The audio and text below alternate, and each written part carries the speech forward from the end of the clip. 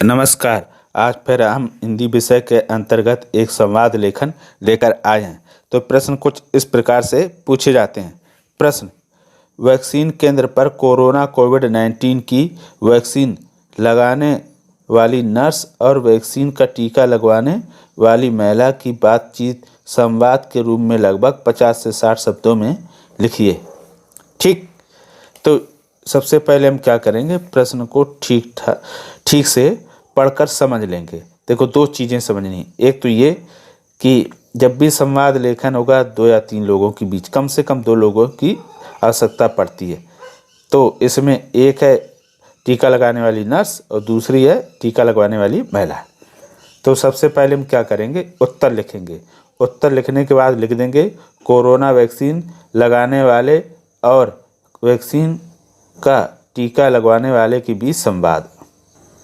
ठीक, या फिर ऐसे लिख दें केवल संवाद लेखन, या फिर ऐसे लिख दें नर्स और टीका लगवाने वाली महिला के बीच संवाद, या फिर इतना भी लिख दें नर्स और महिला के बीच संवाद। यानी बहुत सारे हैं, आप कोई सा भी लिख सकते हैं।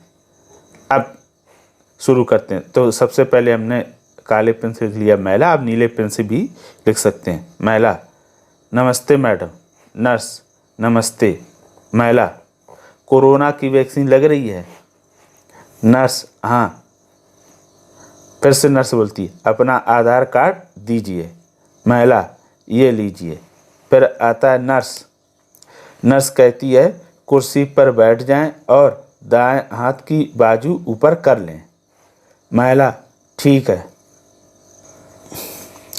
सुई लगेगी तो नहीं? नर्स: आपको पता भी नहीं चलेगा और वैक्सीन लग जाएगी। महिला: टीका लगने के बाद क्या सावधानी रखनी पड़ेगी? नर्स: आप आधा घंटा यहीं बैठ जाएं। घर पर अगर बुखार आए तो ये गोलियां खा लेना और समय पर भोजन करना। फिर महिला बोलती है, धन्यवाद। तो इस प्रकार एक 50 से 60 शब्दों में हमारा संवाद लेखन कंप्लीट हो जाता है। और भी आप कई तरीके से इसको लिख सकते हैं। यानी बहुत से तरीके होते हैं संवाद लेखन लिखने के। ठीक है, तो ये तो हो गया संवाद लेखन। अब ये लिखने के बाद दिखाई कैसा देगा, ये देख लेते हैं पूरा। जब पूरा संवाद लेखन लिख लेंगे तो कुछ इस प्रकार से देखो आपका दिखाई देगा। ठीक है, अब जो हम ये लिखते हैं संवाद, इनकी अशुद्धियों से कैसे बचा जाए, तो उसके लिए सबसे अच्छा तरीका है कि आप क्या करेंगे, उन शब्दों का ही प्रयोग करें जो आप आसानी से सरल और सही लिख सकते हो। जो शब्द आपको कठिन और मुश्किल लगते हो उन शब्दों का प्रयोग ही ना करें। तो इस तरह क्या होगा, आप अशुद्धियों से बच जाएंगे। यानी किसी प्रकार की कोई लिखने में गलतियाँ नहीं होगी और अंक भी नहीं कटेंगे।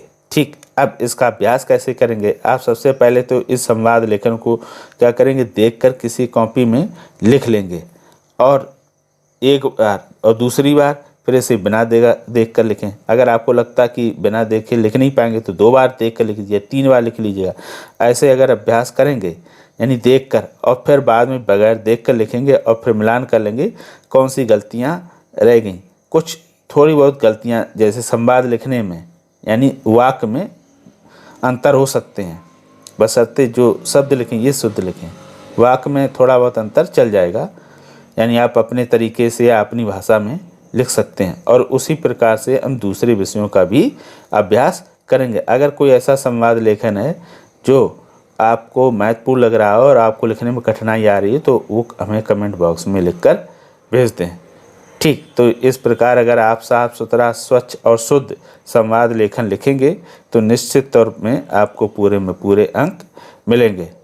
तो फिर आज आप फिर मुझे बताइए कि संवाद लेखन कैसे लगे, आपने सीखा या नहीं सीखा, और जब आप अभ्यास करें तो हमें बताइएगा कौन कौन सी समस्या आती हैं।